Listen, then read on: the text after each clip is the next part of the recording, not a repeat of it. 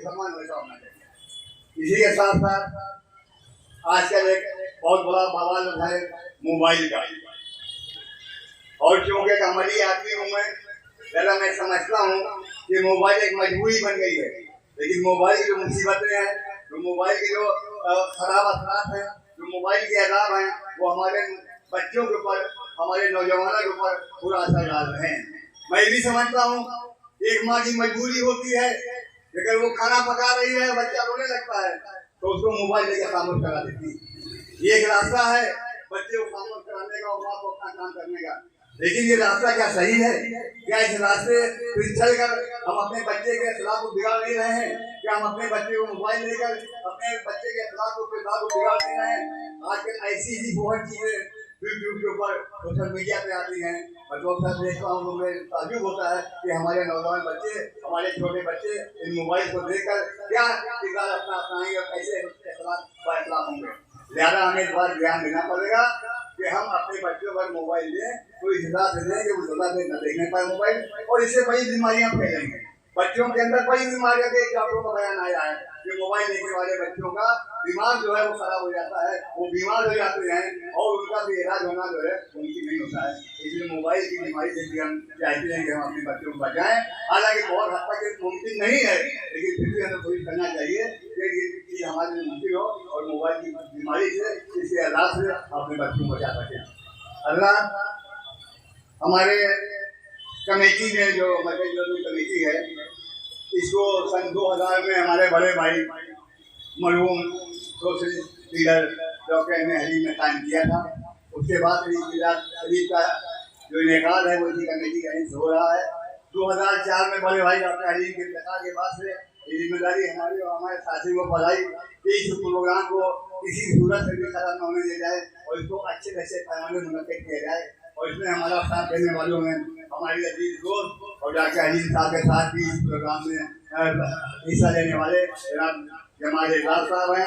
हमारे छोटे भाई जो यहाँ निजामत कर रहे हैं डॉक्टर अब्दुल हाशमी साहब, हाशमी साहब, इम्तियाज अली खान साहब, मोहम्मद वसी सिद्दीकी साहब जो जॉब फाउंडेशन के मालिक हैं, और हमारे सरपंच प्याला हैं, वो भी हमारे साथ हैं, वो भी इस मुहिम में हमारे वर्षा का हिस्सा देते हैं, मदद करते हैं। इसके अलावा काजी अकरम दिया साहब जो हमारे खजांची हैं और जो कैंप में बैठते हैं, उनका भी मैं शुक्रिया अदा करता हूँ। आसिफुल्लाह साहब जो पार्षद हैं, पहले यहाँ ममियाबाद वार्ड से काउंसिलर रहे हैं, वो भी हमारे इस काम में हमारा हाथ बताते हैं। इसके अलावा जो हमारे डॉक्टर बिलाल अहमद साहब हैं, आप केरा हॉस्पिटल में डॉक्टर हैं, और हमारे साथी बेटा मोहम्मदुल्ला हैं जो निजामत करते हैं, अमानुल्लाह खान साहब जो आज एक लाइफ के निकास पूरा करवा रहे हैं, डॉक्टर गुफरान राशिद साहब, मारूफ खान साहब जो यहाँ बैठे गाइडेंस कॉलेज वाले अभी कर गए हैं, इश्तियाक अली मिल्लर साहब, शफीकुर रहमान पार्षद साहब, मुकेश सिंह मोंटी पार्षद साहब, फैयद अली भाई आफ्ताब चांदी साहब। इसके अलावा क्योंकि नाम बहुत हैं, मैं बहुत से नाम भूल सकता हूँ, जरा किसी को शिकायत नहीं होना चाहिए कि मैं सबका नाम नहीं दे पाया। वक्त भी कम होता जा रहा है, अभी जाकर फरूक नबी साहब को खिताब करना है। इसके बाद आधी रात के बाद जो है वो नाज़िया मुशारा होगा, और सुबह सादिक के बाद दुरूद सलाम और दुआ के साथ इस महफिल का अगले साल तक के लिए दुआ होगा। आप अदा की गुजारिश ये भी है कि जो हज़रात यहाँ मौजूद हैं वो सब फजर की नमाज को छोड़ेंगे, वरना इस सीरत के जलसे का मकसद खो हो जाएगा। हम नमाजों की ताकीद करते हैं, हम नबी के सल्लम के उस अमल का कई तारीफ करते हैं, और नमाज जो है हमारे नबी सल्लम की आंखों की ठंडक है, और नमाज जो है कुफ्र और इस्लाम में, कुफ्र और ईमान में एक बहुत बारीक सफर है, और वो है नमाज। और बाद में हमारे जो आइमा कराम है उनका ये भी मानना है कि नमाज को छोड़ने वाला जो काफिर हो जाता है, लेकिन हमारे इमाम अबू हनीफा ने जो काफी रियायत की है, ये कहा है कि नमाज छोड़ने का काफी तो नहीं होता है, लेकिन बहरहाल गुनाहगार होता है। ज़्यादा फर्ज की नमाज़ पढ़ें और आइंदा भी हमें अहद करें कि इसी की नमाज में हम जरूर लगेंगी, हम मस्जिदों में अदा करेंगे, ताकि हमारी उक़्वत इस्लामी का मुज़ाहरा हो और लोगों को ज़हन में बात पहुँचे कि मुसलमान सिर्फ नाम का मुसलमान नहीं ना, बल्कि इस्लाम को इस्लाम पे अमल करता है और पूरी नमाज़ें पढ़ता है, नमाज़ों की पाबंदी आपको करना है। इसके अलावा मैं नगर निगम के जो अधिकारी हैं, यहाँ के जो सिटी कमिश्नर हैं, उनका भी शुक्रिया अदा करता हूँ। उन्होंने बहुत अच्छे यहाँ काम कराए और हमको इस पार्क को सजाने संवारने में हमारी मदद की। पुलिस प्रशासन भी हमारे साथ बहुत सहयोग करता है। हम पुलिस प्रशासन का और स्थानीय प्रशासन मुकामी इंतजामी है उसका भी सहयोग करते हैं। हम तमाम उलमा कराम का और शुरा कराम का शुक्रिया अदा करते हैं कि आप तशरीफ लाए हैं। इसके बाद नाते मुशारा होगा, आप अरदास सुनिए। अभी आपने नस्र में अल्लाह के और उसके नबी की तारीफ सुनी है। अब मंजूम नजर अकीदत पेश किया जाएगा हमारे शुरा कराम की तरफ से। इसके अलावा दो बातें मुझे कहना है कि हमारे एक सैयद रहमान साहब खासा पहले यहाँ हुआ करते हैं बाद में, और इस प्रोग्राम को कराने में उनका बड़ा ज़बरदस्त योगदान रहा है, बड़ा कंट्रीब्यूशन रहा है। वो इस वक्त बीमार हैं। अभी कुछ दिन पहले उनके भाई जो पहले पास रह चुके हैं उनका इंतकाल हो चुका है। खुशी कर दी उन्हें अल्लाह जाने कि क्या वजूहत थी, अल्लाह उनकी नौकत फरमाए, उनको माफ़ करे। और हमारे जो भाई हमारे सैयद रहमान साहब जो इस प्रोग्राम में पिछले कुछ सालों से बीमारी की वजह से यहाँ नहीं आ पा रहे हैं, उनको अल्लाह ताला सेहत फरमाए, इसके लिए हम दुआगो हैं। और तमाम अल्लाह से दुआ आपसे क्या करते हैं कि आप तमाम बीमारों के लिए दुआ कीजिए कि अल्लाह ताला उन तमाम जो बीमार है तो वो सबको अल्लाह ताला जल्द से शिफा का फरमाए। इसके साथ ही मैं जनाब डॉक्टर मौलाना फरमान नबी साहब जो नज़रुल्लाह लखनऊ के उस्ताद हदीस हैं और छोटा बयान मुकर्रिर हैं, आपसे दरख्वास्त करता हूँ कि आप तशरीफ लाएँ और अब हमसे कला फरमाएँ। जनाब मौलाना डॉक्टर फरमान नबी साहब।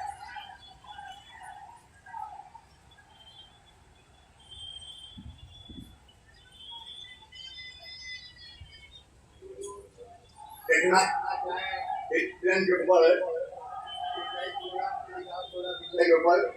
इसका जो लिंक है वो MEEM TV इस्लामिक चैनल, जैसा बड़े बड़े अरबों में अंग्रेजी में लिखा जाएगा। MEEM TV channel, MEEM TV Islamic channel, इससे टेलीकास्ट हो रहा है आपका ये प्रोग्राम और लाइव टेलीकास्ट हो रहा है। जो अल्लाह यहाँ नहीं है या जो इसके बाद घर जाना चाहते होंगे जाएंगे तो अपने घर वाले प्रोग्राम दे सकते हैं। तो मैं गुजारिश कर रहा हूँ नबी साहब से तो तशरीफ लाएं।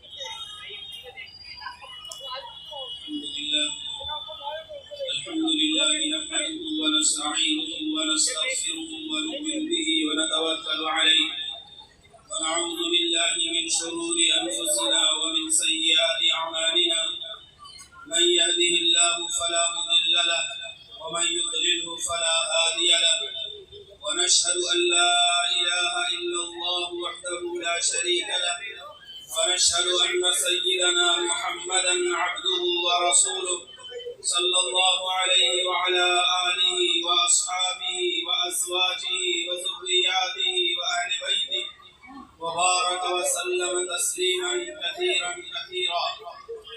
अम्मा बअदु फ़अऊज़ु बिल्लाहि मिनश शैतानिर रजीम। बिस्मिल्लाहिर रहमानिर रहीम। हुवल्लज़ी बअस फ़िल उम्मिय्यीन रसूलन मिनहुम यत्लू अलैहिम आयातिहि व युज़क्कीहिम ويعلمهم الكتاب والحكمة وإن كانوا من قبل لفي ضلال مبين.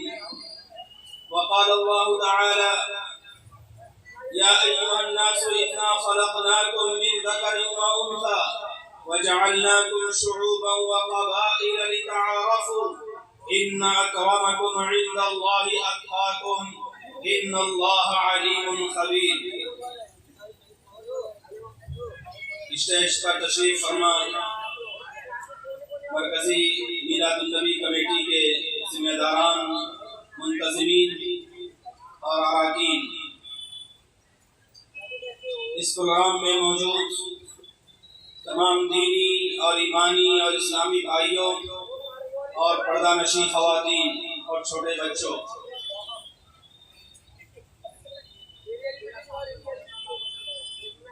आज का ये प्रोग्राम रसूल पाक अलैहिस्सलातु वस्सलाम की विलादत मुबारका के हवाले से मुनक़िद हो रहा है, जिसमें मुतअद्दिद उलमाए किराम ने अपनी तक़रीरों और अपने बयानात के ज़रिए से आपको सीरत पाक के मुख्तलिफ गोशों से वाकिफ कराया। मेरी कोशिश यह होगी कि जनाब मोहम्मद रसूलुल्लाह सल्लल्लाहु अलैहि वसल्लम की जो 63 साला हयात तय्यबा है اس کا ایک اجمالی تذکرہ آپ کے سامنے آ جائے۔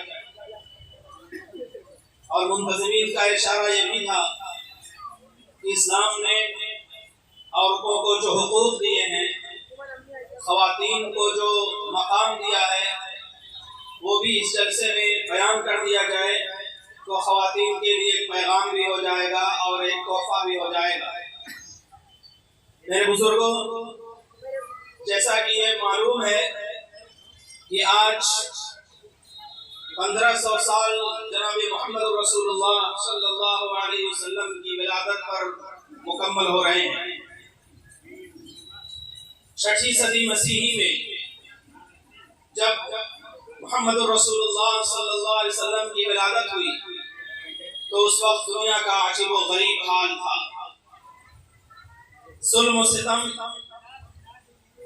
اور پریشانی اور مصیبت کا ایک عالم تھا جس سے پوری انسانی اصل شکل کھو چکی تھی، اور اس کا وجود جو حقیقی شکل کی صورت میں تھا وہ بھی دنیا میں نہیں تھا۔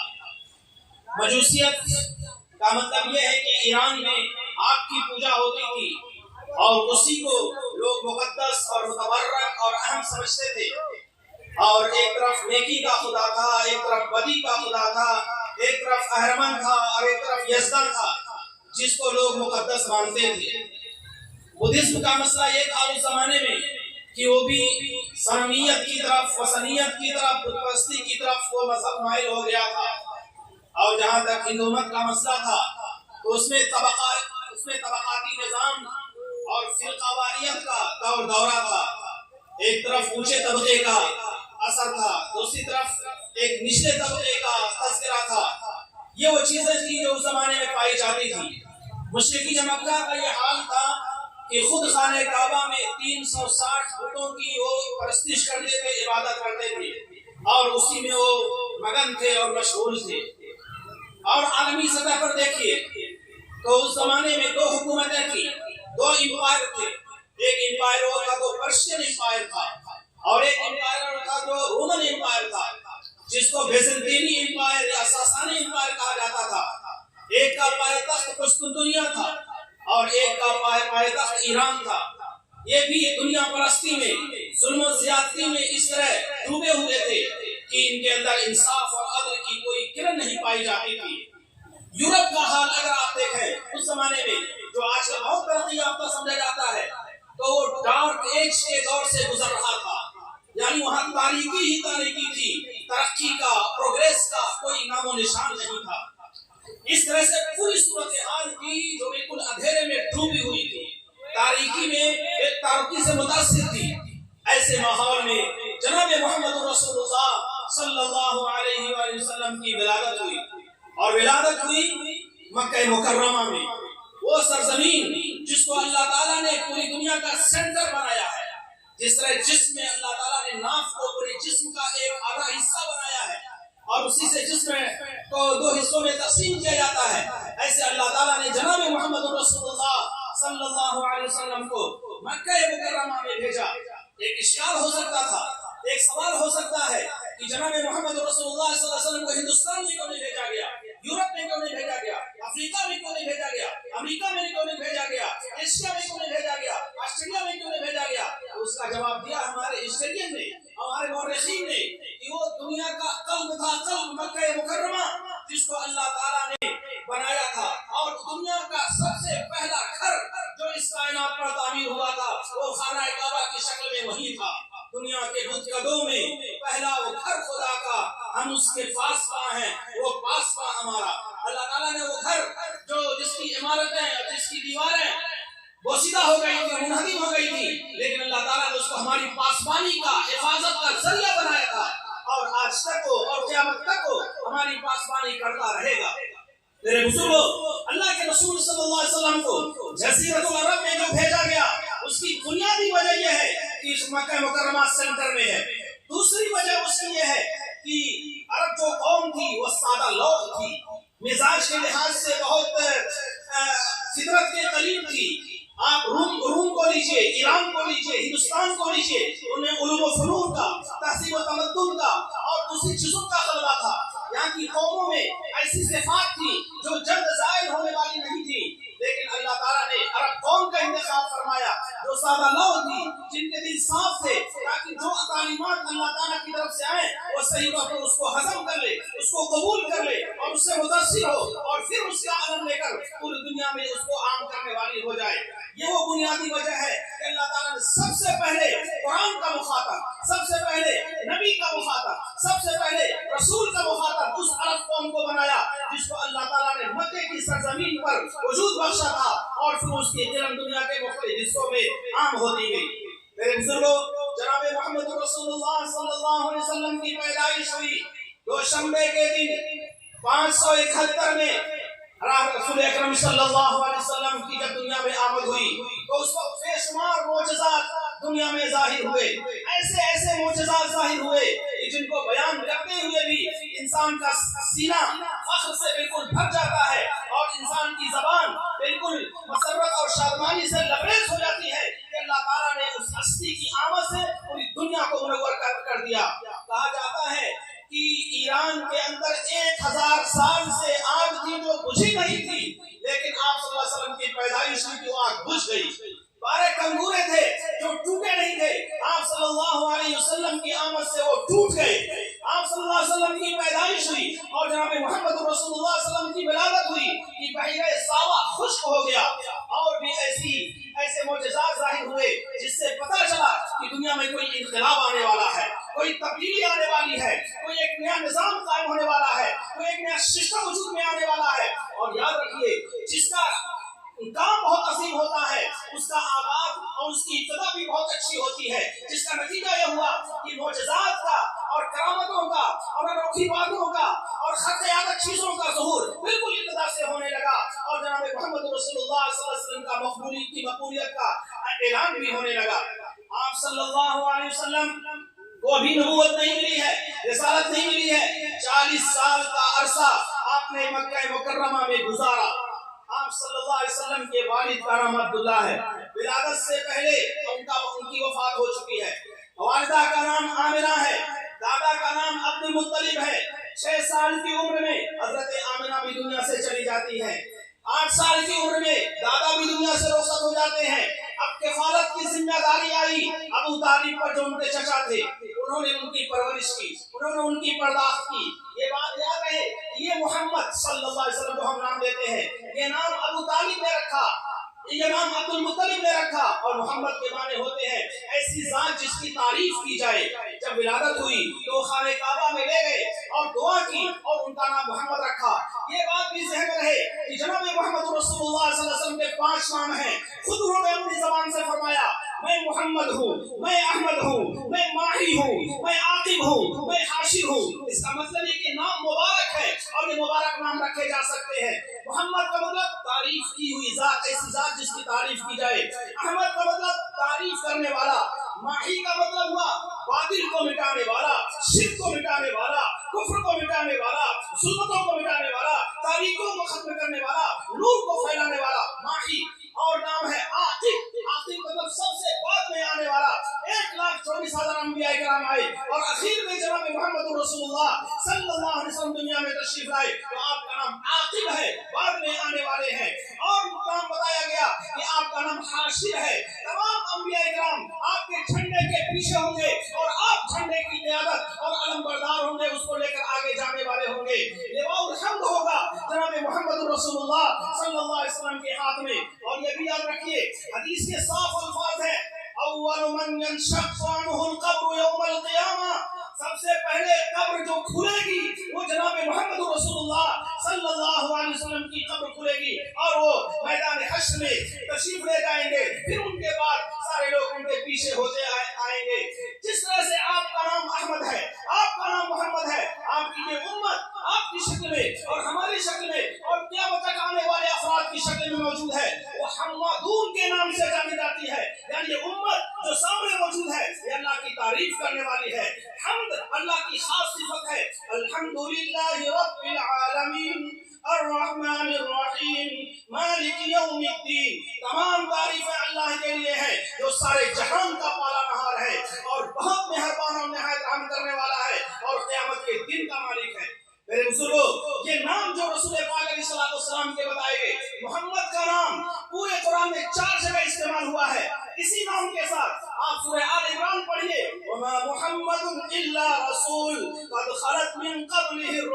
محمد کا نام یہاں آیا. محمد کا نام سورہ احزاب میں آیا ہے. ما كان محمد ابا احد من رجالكم ولكن رسول الله وخاتم النبيين. سورہ محمد پڑھیے, اس میں بھی محمد کا لفظ آیا ہے, بما نزل على محمد.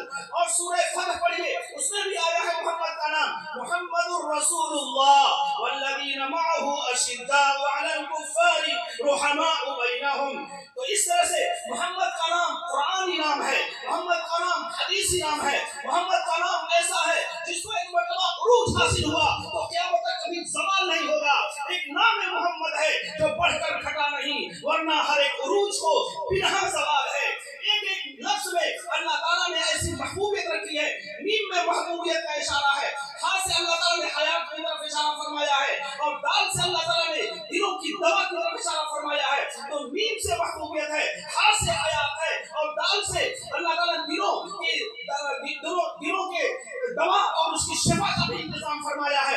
اس وجہ سے جو کلمہ آپ دہرائیں گے لا الہ الا اللہ محمد الرسول اللہ, یہ کلمہ آپ کو تاریکی سے نکال کر روشنی کی طرف لائے گا, شرک سے نکال کر بھلائی کی طرف لائے گا, بدعت سے نکال کر سنت کی طرف لائے گا, شر سے نکال کر خیر کی طرف لائے گا, ظلمات سے نکال کر حسنات کی طرف لائے گا. تو اسلام میں عظمت ہی عظمت ہے, خیر ہی خیر ہے, بھلائی ہی بھلائی ہے. میرے بزرگوں, میں عرض کر رہا تھا کہ جو نام رکھا گیا, رکھا تو عبد المطلب نے, لیکن اللہ تعالیٰ کی طرف ان کے دل پر یہ القاء ہوا, پھر یہ نام بن گیا. لہذا آج کے جلسے کا اس حوالے سے پیغام یہ ہے کہ ہمارے گھروں میں بچیوں کا نام, بچوں کا نام, اور خواتین کا نام, بڑوں کا نام, چھوٹوں کا نام, بوڑھوں کا نام, نوجوانوں کا نام, ادھے عمروں کا نام, تمام لوگوں کے نام شریعت اور سنت کے مطابق ہونے چاہیے. کوئی نام صرف فیشن کے طور پر اور گوگل اور موبائل کو دے کر نہ رکھے گئے, بلکہ ہمیشہ اپنے بڑوں اور اپنی عظمتوں کا خیال رکھتے ہوئے نام رکھے جائیں تو اس کی برکتیں بھی ہمیں حاصل ہوگی. الاسماء تنزل من السماء, یاد رکھیے یہ نام جو ہے آسمان سے نازل ہوتے ہیں. اچھے نام ہیں وہ آسمان سے نازل ہوئے ہیں, اور خراب نام ہے تو پھر ان کی نحوستیں بھی سامنے آتی ہیں. میں عرض کر رہا تھا کہ 8 سال کی عمر تھی, عبد المطلب کا انتقال ہو گیا اور ابو طالب میرا ہوئے. ابو طالب اس زمانے میں شام کے سفر پر جا رہے تھے. اس زمانے میں لوگ 2 سفر کرتے تھے, ایک یمن کا اور ایک شام کا. اسی کا تذکرہ اللہ تعالیٰ نے فرمایا ہے, لِإِلَافِ قُرَيْشٍ إِلَافِهِمْ رِحْلَةَ الشِّتَاءِ وَالصَّيْفِ. ایک جاڑے کا سفر ہوتا تھا اور ایک گرمی کا سفر ہوتا تھا. اللہ کے رسول صلی اللہ علیہ وسلم نے 8 سال کی عمر میں اور ایک قول کے مطابق 12 سال کی عمر میں ابو طالب کے ساتھ شام کا سفر کیا. شام کا سفر آپ نے 2 بار کیا, یمن کا سفر آپ نے 2 بار کیا, بحرین کا سفر آپ نے 1 بار کیا. مکے سے شام کی جو مسافت ہے وہ 2300 کلومیٹر ہے, اور اگر مکے سے یمن کی جو مسافت ہے وہ 1000 سے زائد کلومیٹر ہے, اور مکے سے بحرین کی جو مسافت ہے وہ 1300 کلومیٹر ہے. اس کا مطلب یہ ہوا کہ نبوت سے پہلے اللہ تعالیٰ نے آپ کو ایسے مراحل سے گزارے کہ آپ امت کی قیادت کرنی ہے, لہذا تمام حالات سے واقف ہو گئے. ایک مرتبہ بحرین کا وقت آیا رسول پاک علیہ السلام کے پاس, تو آپ نے فرمایا میں بحرین جا چکا ہوں, وہاں کے گلیوں سے, وہاں کے کوچوں سے, وہاں کے گوشے سے اور کونے سے واقف ہوں. مجھے اس سلسلے میں کوئی اجنبیت اور ناواقفیت کا احساس نہیں ہے. تو آپ نے اپنی زندگی میں 4 سفر کیے. ایک سفر تو ہی ابو طالب کے ساتھ کیا, دوسرا سفر آپ نے نبوت سے پہلے کی بات میں کر رہا ہوں, نبوت سے پہلے دوسرا سفر آپ نے کیا 24 سال کی عمر میں. حضرت خدیجہ کے غلام تھے میسرہ, ان کے خدیجہ کے مال کو لے کر میسرہ کے ساتھ آپ شام گئے, اور وہاں آپ نے تجارت کی, وہاں آپ نے اس عمل میں اپنے بہتری کا مظاہرہ کیا, جس کا نتیجہ یہ ہوا کہ بہت اچھے انداز میں واپس آئے, اور اتنی منفعت ہوئی, اتنا فائدہ ہوا کہ خدیجہ کے سامنے دونوں باتیں سامنے آئی. میسرہ نے آ کر جناب محمد رسول اللہ صلی اللہ علیہ وسلم کے اخلاق کا, ان کی عادات کا, ان کے اطوار کا, ان کے شب و روز کا, ان کی چلت پھرت کا, ان کے اچھے نظام کا تذکرہ کیا. اس سے خدیجہ متاثر ہوئی. اور دوسرا معاملہ یہ تھا کہ مال تجارت میں خوب فائدہ ہوا تھا, اس سے خدیجہ متاثر ہوئی. چنانچہ 25 سال کی عمر میں حضرت خدیجہ سے آپ کا نکاح ہوا, اور خطبہ ابو طالب نے پڑھا, پیغام حضرت حمزہ نے دیا. اس طرح سے 25 سال کی عمر میں ایک اہم کام جو زندگی کے حوالے سے مکمل ہوا. یہ بات آپ کے ذہن میں رہنی چاہیے کہ یمن کا ایک شخص آیا تھا, مکہ مکرمہ میں وہ تجارت کر رہا تھا، کپڑے بیچ رہا تھا۔ مکے میں ایک شخص تھا، اس کا نام تھا عاص بن وائل، اس نے کپڑے خریدے اور اس شخص کو پیسے نہیں دیے۔ وہ بیچارہ در در کی ٹھوکر کھاتا ہوا مارا مارا پھر رہا تھا اور وہ کہہ رہا تھا کہ اے کاش میری کوئی مدد کرتا۔ ایسے موقع پر 3 افراد تیار ہوئے، فضل ابن حارث، فضل ابن وضاعہ، فضل ابن فضالہ، یہ تینوں اشخاص جمع ہوئے عبداللہ ابن جدعان کے گھر میں، اور جناب محمد رسول اللہ بھی اس مجلس میں شریک تھے، اور یہ طے کیا گیا کہ مکے کی سرزمین پر کسی ظلم کو، کسی ستم کو، کسی پریشانی کو انگیز نہیں کیا جائے گا، اور جو بھی ایسا کرے گا اس کی کلائی موڑ دی جائے گی، اس کے ہاتھ کو زیر کر دیا جائے گا۔ یہ وہ ایسا معاہدہ تھا جس کو حلف الفضول کے نام سے جانتے ہیں، کیونکہ فضل کے نام سے 3 افراد اس میں شریک ہوئے تھے، اس وجہ سے آپ صلی اللہ علیہ وسلم کی موجودگی میں اس کا نام حلف الفضول رکھا گیا۔ جناب محمد رسول اللہ صلی اللہ علیہ وسلم کی عمر 35 سال کی ہوئی تو اس موقع پر حجر اسود کے رکھنے کا مسئلہ پیش آیا۔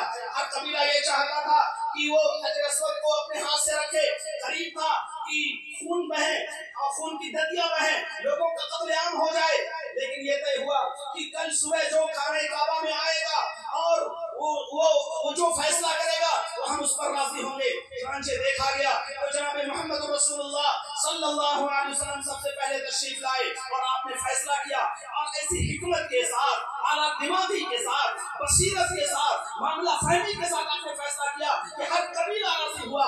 آپ نے چادر منگائی، اپنے ہاتھ سے اس نے حجر اسود کو رکھا، پھر ہر قبیلے کے ایک سردار کو بلایا کہ اس کے کونے کو پکڑ لے، پھر اس جگہ پر لے گئے جہاں حجر اسود کو رکھنا تھا۔ اس طرح سے آپ نے اس معاملے کو آسانی سے حل فرمایا۔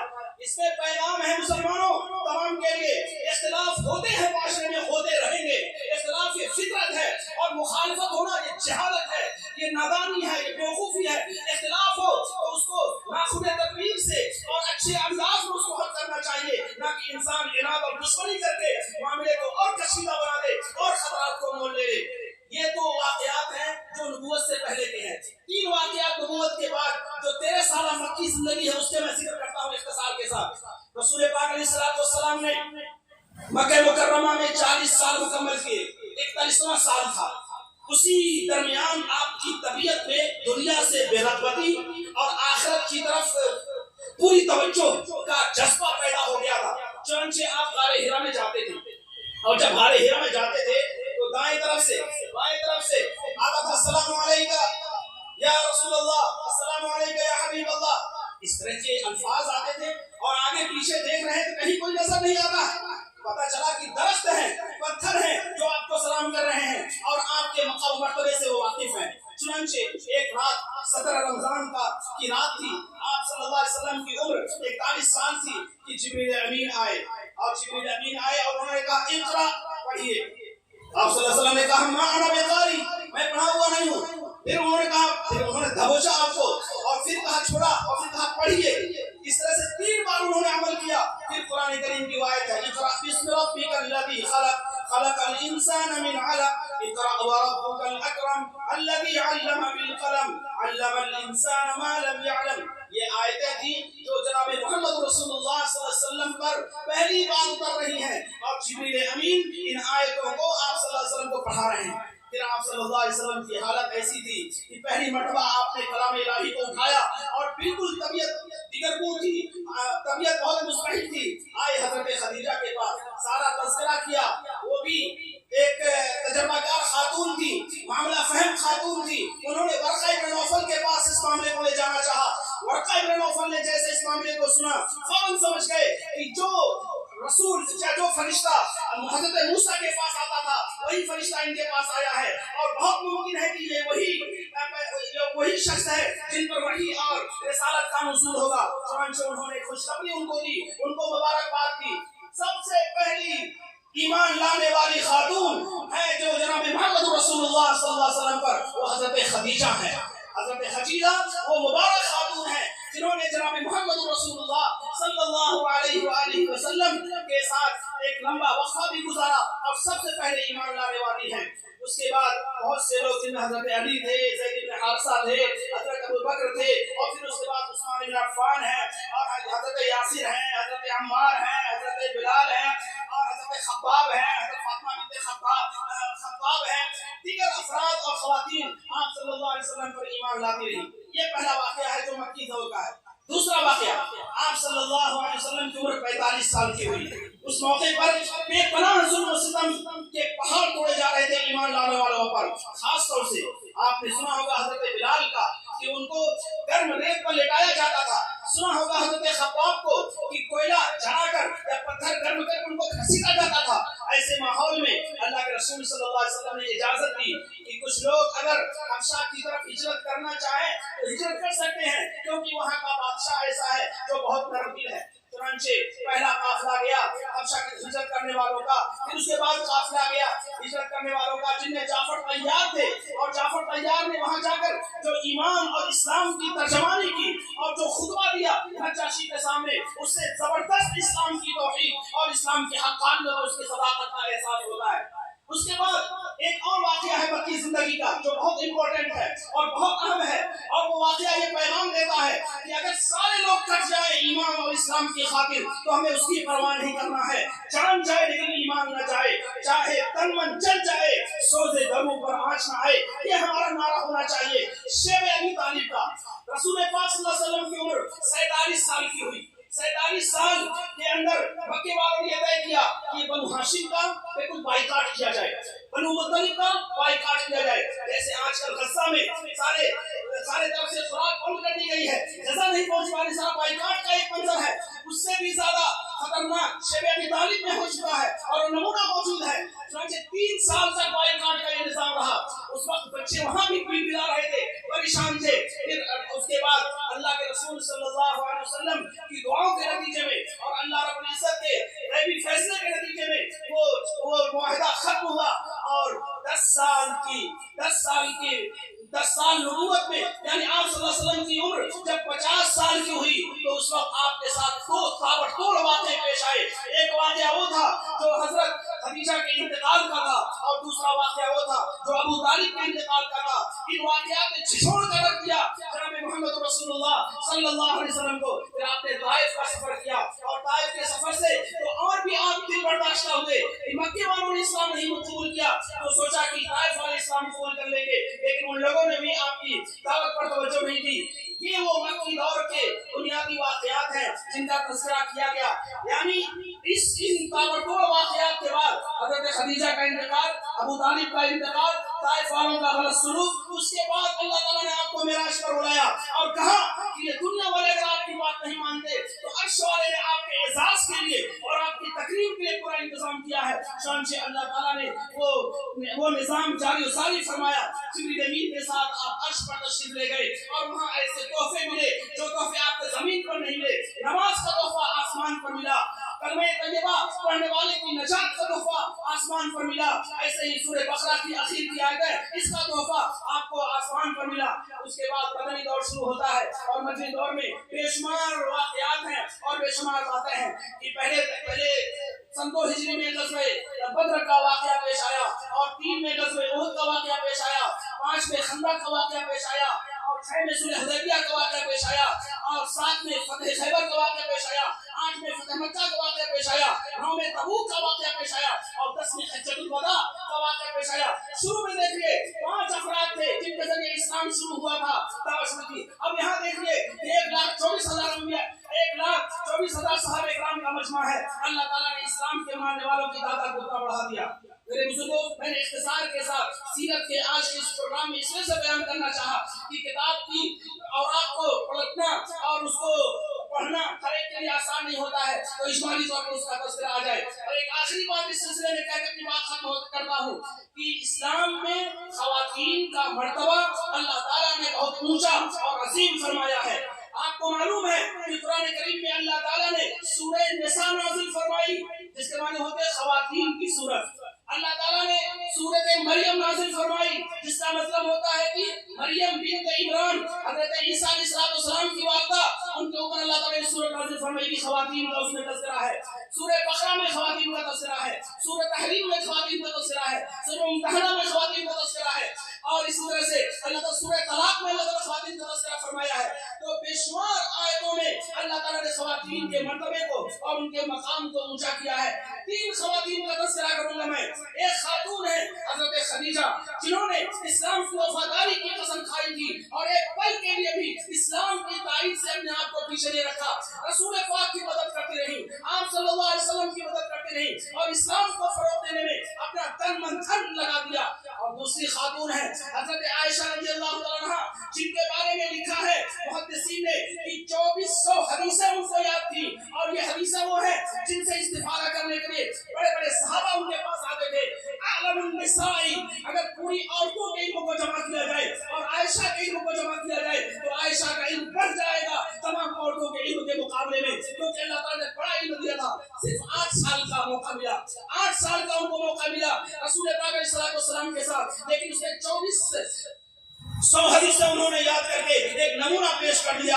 اور ایک اور خاتون ہے جن کا نام ہے حضرت فاطمہ رضی اللہ تعالیٰ عنہا. ان کا جو واقعہ مشہور ہے آپ کے علم میں ہے کہ وہ چکی چلانے کی وجہ سے، آٹا پیسنے کی وجہ سے ان کے ہاتھ میں گھٹے پڑ گئے تھے. تو ایسے موقع پر کچھ خادم آئے، کچھ نوکر آئے، کچھ باقیاں آئیں، آپ صلی اللہ علیہ وسلم کی خدمت پیغام بھجوایا، لیکن آپ صلی اللہ علیہ وسلم نے اس کو منظور نہیں کیا اور کہا کہ فاطمہ میں نے تمہارے لیے ایسی چیز رکھی ہے جو تمہیں دنیا میں فائدہ دے گی اور آخرت میں فائدہ دے گی. وہ یہ ہے کہ 33 مرتبہ سبحان اللہ، 33 مرتبہ الحمدللہ اور 24 مرتبہ اللہ اکبر. یہ تسبیح فاطمی ہے. یہ خواتین اگر اس کا ورد رکھیں، کھانے میں مطلب گھر میں رہتے ہوئے، جھاڑو دیتے ہوئے بھی، برتن صاف کرتے ہوئے بھی، یا اور گھر میں رہتے ہوئے بھی اگر اس کا ورد رکھیں تو یہ کام بھی ہو جائیں گے اور عبادت بھی ہو جائے گی. یہ تسبیح فاطمی ہے اور صحیح حدیثوں سے ثابت ہے. اس سے پتہ چلتا ہے کہ ہم اگر اس کا ورد رکھیں گے تو اللہ رب العزت ہمارے لیے خیر کے فیصلے فرمائیں گے،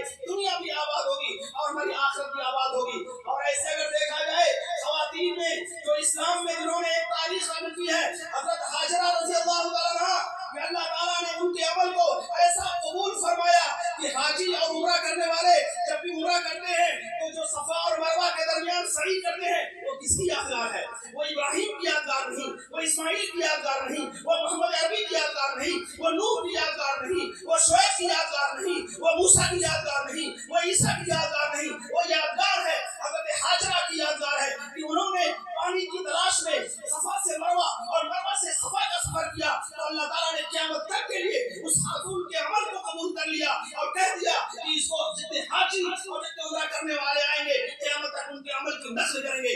تو میرے بزرگوں، خواتین بھی اچھا عمل کریں تو اللہ تعالیٰ ان کے عمل کو لاسوال اور لاسانی اور لافانی بنایا کرتے ہیں، اور مرد بھی عمل کریں تو اللہ تعالیٰ ان کے عمل کو لاسوال اور لافانی بناتے ہیں. قرآن کریم کی 2 آیتیں میں نے پڑھی تھی، ان کا ترجمہ کر کے اپنی بات ختم کرتا ہوں. اللہ تعالیٰ فرماتا ہے والذی بعث فی الامیین رسولا منہم یتلو علیہم آیاتہ ویزکیہم ویعلمہم الکتاب والحکمہ وإن كانوا من قبل لفی ضلال مبین. وہی اللہ ہے جس نے امیوں میں انہی میں سے ایک رسول بھیجا جو ان پر قرآن کی آیتیں پڑھ کر سناتا ہے اور ان کی دل کی مچھائی کرتا ہے، صفائی کرتا ہے اور ان کو کتاب کی اور سنت کی تعلیم دیتا ہے. اور اس سے پہلے وہ شدید گمراہی میں تھے، کھلی ہوئی گمراہی میں تھے. دوسری آیت میں نے پڑھی تھی سورہ حجرات کی. اللہ تعالیٰ فرماتا ہے یا ایھا الناس، اے لوگو چاہے مرد ہو یا عورت، انا خلقناکم من ذکر و انثی، ہم نے تم کو ایک مرد اور ایک عورت سے پیدا کیا. حضرت آدم سے، حضرت حوا سے تمہارا وجود بخشا. وجعلناکم شعوبا وقبائل، اور ہم نے تم کو ٹرائبس میں، قبیلوں میں، خاندانوں میں، برادریوں میں تقسیم کیا ہے. لتعارفوا، for introduction, no for proud. Allah تعالیٰ نے تعارف کے لیے تقسیم کیا ہے، یہ فخر کے لیے تقسیم نہیں کیا ہے. یہ سید ہے اور یہ انصاری ہے، یہ شیخ ہے، یہ فلاں ہے، یہ فلاں ہے. صرف تعارف کے لیے، انٹروڈکشن کے لیے اللہ نے تقسیم کیا ہے. محمد عربی نے حجۃ الوداع کے اسٹیج سے یہ پیغام دیا تھا لا فخر لعربی علی عجمی ولا لعجمی علی عربی ولا لاحمر علی اسود ولا لاسود علی احمر الا بالتقوى. آج کے اسٹیج سے عظیم میں یہ پیغام دیتا ہوں کہ اللہ کا تقوی ہوگا، خوف ہوگا، وہی ہمارے لیے نجات کا ذریعہ ہے، اس کے علاوہ کوئی چیز ہمیں نجات نہیں دے سکتی ہے۔ ان اکرمکم عند اللہ اتقاکم، سب سے معزز شخص وہ ہے جو تقوی والا ہو۔ ان اللہ علیم خبیر، اللہ تعالیٰ بہت باخبر ہے اور بہت جاننے والے ہیں۔ وآخر دعوانا ان الحمدللہ رب العالمین۔